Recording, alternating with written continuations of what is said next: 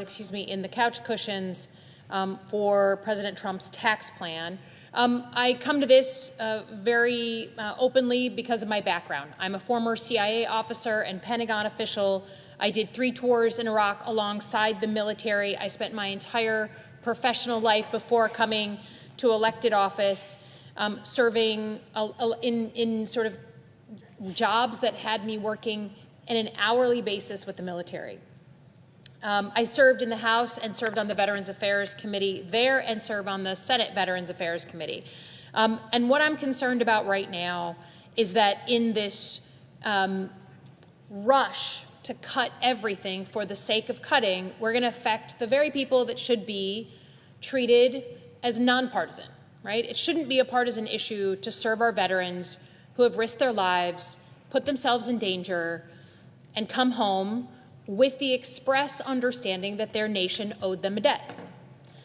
What we've seen so far is deeply disturbing, right? Secretary Collins, who's someone I served with in the House of Representatives, has already cut 2,400 employees from the VA. And now, look, everyone has the opportunity to go after waste, fraud, and abuse. I served in places like the Pentagon. If you would have come to me and said you need to cut 10% of your workforce, I could have come up with a plan that was targeted and thoughtful, but that cut out missions and organizations that probably didn't need to be there anymore. But that's not what this was. He can't say with a credible, straight face that those 2,400 people all were people that made sense, that weren't important to the mission of helping veterans. And we know that because people who were fired on a Friday were rehired on a Monday.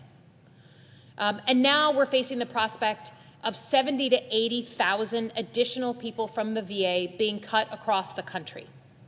That is the kind of cut that no mission to veterans can survive. And the VA is in a different position than a lot of our government agencies. The VA, unlike a lot of our government offices, just went through a moment where they're taking on more veterans for care.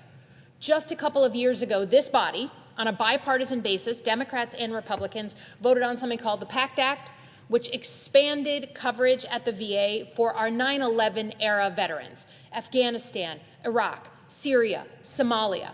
Anywhere we burned trash in a combat zone where people were inhaling that trash, we said, look, that experience is showing up with more cancers, more unusual cancers. We should give our 9/11 era veterans the benefit of the doubt of that care and not make them wait 40 years the way we did with the Vietnam veterans and Agent Orange. So this body voted on that, and we are going through a significant expansion of care to veterans because of that. Younger veterans, veterans with different needs, veterans who have PTSD and head trauma in addition to all the other things we know that they suffer, injuries seen and unseen.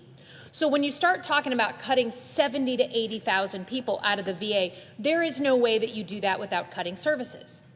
And here's the thing. I held a veterans town hall a couple of weeks ago in my home state. This is not a partisan event, right? These are people who are the heads of veteran service organizations. They do outreach to veterans. They're almost all veterans themselves. 95% of them are veterans themselves. And what they said was, look, we see that they're cutting people, for instance, who answer phones. And that may not seem like it's direct medical care to our veterans. But if a veteran has to file a claim to get a surgery, and instead of waiting a month to get approval, they have to wait 18 months to get approval, that is damaging veteran access to care. So it's not just what doctors are doing in the workplace, and we know that some healthcare professionals in our hospitals have been cut. It is also the wraparound services that our veterans